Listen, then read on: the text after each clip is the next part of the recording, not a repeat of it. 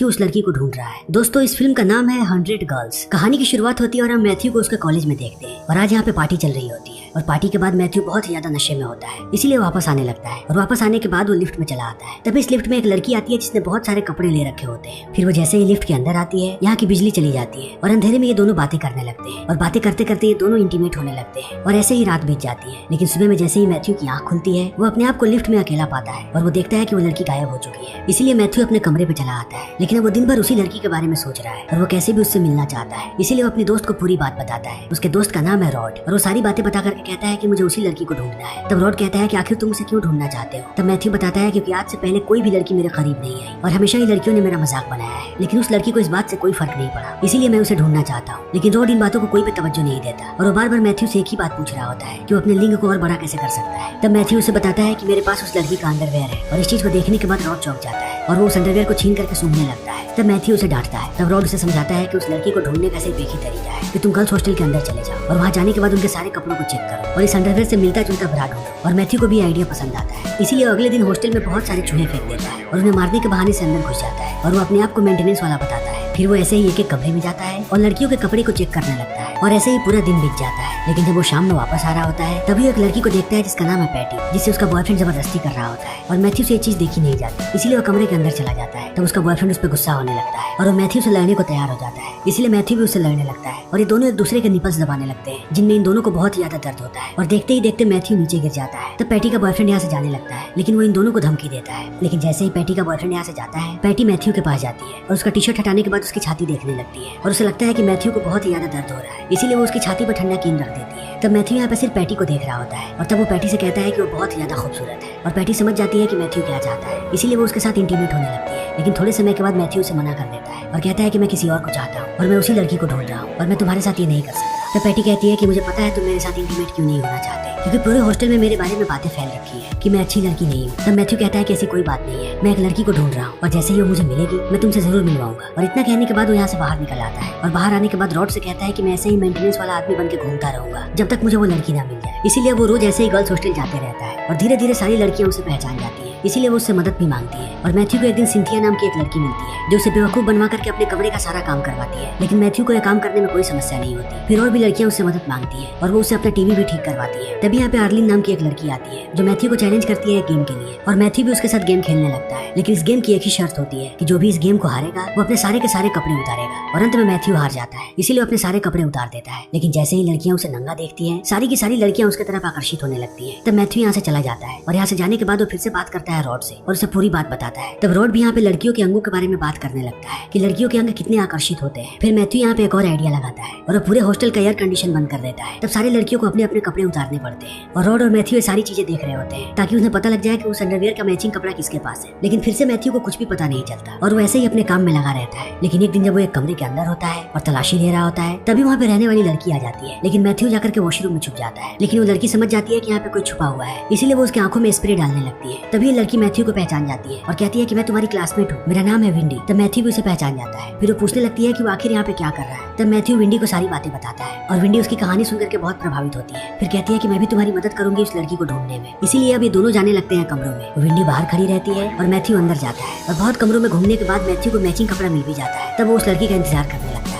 और थोड़ी देर के बाद वो लड़की आ भी जाती है। तब मैथ्यू को पता लगता है कि ये लड़की गूंगी है, तो फिर से उसका दिल टूट जाता है। ये कुछ दिन एलिवेटर में वो लड़की उससे बात कर रही थी, इसीलिए मैथ्यू समझ जाता है कि ये वो लड़की नहीं है और वो वापस आ जाता है अपने कमरे में और फिर से मिलता है रॉड से। तब रॉड उसे कहता है कि लड़कियां सिर्फ परेशानी बढ़ाती है, इसीलिए तुम्हें लड़कियों से दूर रहना चाहिए। लेकिन मैथ्यू कहता है कि मैं इतनी आसानी से हार नहीं मानूंगा। उसके बाद वो न्यूज़पेपर में एक ऐड छपवाता है जिसमें उसने लिखा है कि वो हर एक थर्सडे को उस लड़की का इंतजार करेगा बेसमेंट में, इसीलिए वो हर एक थर्सडे को जाकर के वहाँ पे इंतजार करने लगता है और समय ऐसे ही बीतने लगता है। लेकिन वो लड़की नहीं आती और एक थर्सडे को जब मैथ्यू वहाँ पे बैठा होता है तभी वहाँ पे विंडी आती है और कहती है कि तुम बहुत देर से इंतजार कर रहे हो, इसलिए तुम्हें कुछ खा पी लेना चाहिए। और इतना कहने के बाद वो उससे बातें करने लगती है और ये दोनों एक साथ खाना खाने लगते हैं। तब विंडी कहती है कि मेरे पास एक आइडिया है और इतना कहने के बाद वो लड़कियों को कपड़े पहना देती है मैथ्यू को और कहती है कि अब तुम सारे लड़कियों से बात कर पाओगे। और एक लड़की दूसरी लड़की को सारी चीजें बताती है और इतना कहने के बाद वो उसे लेकर के जाती है हॉल में और ये लोग कुछ लड़कियों को इकट्ठा कर लेते हैं और एलिवेटर में इंटीमेट होने के बारे में बातें करने लगते हैं। लेकिन कोई भी लड़की इस बात के लिए राजी नहीं होती। तब मैथ्यू को लगता है कि एक बार फिर से उसका प्लान फेल हो गया, लेकिन विंडी इसे कहती है कि तुम ऐसे ही लड़कियों से बातें करते रहो, तुम्हें जरूर वो लड़की मिल जाएगी। और मैथ्यू अपने काम में ऐसे ही लगा रहता है। तभी एक दिन आर्लिन उसे फिर से चैलेंज करती है गेम खेलने के लिए और मैथ्यू भी उसके साथ गेम खेलने लगता है, लेकिन इस बार मैथ्यू जीतता है और देखते ही देखते वो इस गेम को जीत जाता है। तब आर्लिन उससे कहती है कि तुमने चीटिंग की है, लेकिन मैथ्यू को इस बात से कोई फर्क नहीं पड़ता। फिर अगले दिन जब वो क्लास में जाता है तब यहाँ पे वुमन एम्पावरमेंट की बातें हो रही होती है। तब मैथ्यू अपना भी पक्ष रखता है, लेकिन उसके टीचर उस पर चिल्लाने लगती है और मैथ्यू चुप हो जाता है। तब मैथ्यू प्लान करता है कि जितनी भी लड़कियां कमरे में छुपी रहती हैं और वो बाहर नहीं आती है, मैथ्यू अब उन सबसे बात करेगा। इसलिए वो सबके कमरे में जाने लगता है। तभी उसे पता लगता है डोरा नाम की एक लड़की के बारे में जो खुदकुशी करने वाली है, इसीलिए वो छत की तरफ जाने लगता है। तभी दो लोग सोफा लेकर के जा रहे होते हैं और मैथ्यू से टकरा करके सोफा नीचे गिर जाता है, इसीलिए वो सोफा जाकर के लग जाता है सिंथिया को और वो घायल हो जाती है। तभी मैथ्यू पहुंचता है डोरा के पास और उससे पूछता है कि वो खुदकुशी क्यों कर रही है। तब डोरा कहती है क्योंकि सारे लोग मुझे कहते हैं कि मैं बदसूरत हूँ। लेकिन अब मैथ्यू यहाँ पे समझाने लगता है डोरा को और धीरे धीरे डोरा भी समझ करके नीचे उतर जाती है। फिर ये रात भर ऐसे ही किताबें पढ़ते रहते हैं और अगले दिन मैथ्यू पहुंचता है विंडी के पास और उसे पूरी बात बताता है और उसके साथ साथ ये भी बताता है कि अब मुझे पता लग गया है कि कोई लड़का लड़की को देखता है तो उसे क्या महसूस होता है। और इतना कहने के बाद वो कहता है कि जब मैं लड़की की वेश में था तब मेरे पास रॉड आया और वो मुझे छेड़ने लगा, तब मुझे बहुत ही बुरा लगा और तब मुझे महसूस हुआ कि लड़कियों को कैसा लगता है। और इतना कहने के बाद वो ये भी कहता है कि लड़कियां मर्दों से ज्यादा ताकतवर होती है और विंडी इन सारी बातों को सुनकर के बहुत खुश होती है। तब मैथ्यू पहुंचता है पैटी के पास और उससे बातें करने लगता है। तब पैटी कहती है कि मुझे पता है कि तुम किसी लड़की को ढूंढ रहे हो क्योंकि तुम्हारी आंखों में मुझे प्यार नजर आ रहा है। तभी यहाँ पे पैटी का बॉयफ्रेंड आ जाता है और वो यहाँ पे मैथ्यू को देखने के बाद उस पर गुस्सा करने लगता है और उसे पीटने लगता है। तब ये दोनों मिलकर के उसे पटक देते हैं और उसके बालों को बांध देते हैं फर्श पे और यहाँ से भागने लगते हैं। लेकिन अब वो आदमी अपने बालों को काट लेता है और इनके पीछे पीछे दौड़ने लगता है। और जब ये लोग सीढ़ियों पे होते हैं और वो नीचे से ऊपर आ रहा होता है तभी पैटी नीचे बॉल गिरा देती है और वो आदमी उस बॉल पे फिसल करके नीचे गिर जाता है और घायल हो जाता है और ये दोनों यहाँ से भाग जाते हैं। लेकिन अब ये दोनों बहुत ही ज्यादा खुश है, इसीलिए दोनों इंटीमेट हो जाते हैं। और इस समय मैथ्यू बहुत ही ज्यादा खुश नजर आता है। लेकिन अगले दिन वो जैसे ही यहाँ से बाहर निकलता है उसे गिल्ट महसूस होने लगता है और उसे लगता है कि उसने उस लड़की के साथ चीटिंग की है जो लड़की उसे एलिवेटर में मिली थी, क्योंकि मैथ्यू उसी से प्यार करता है।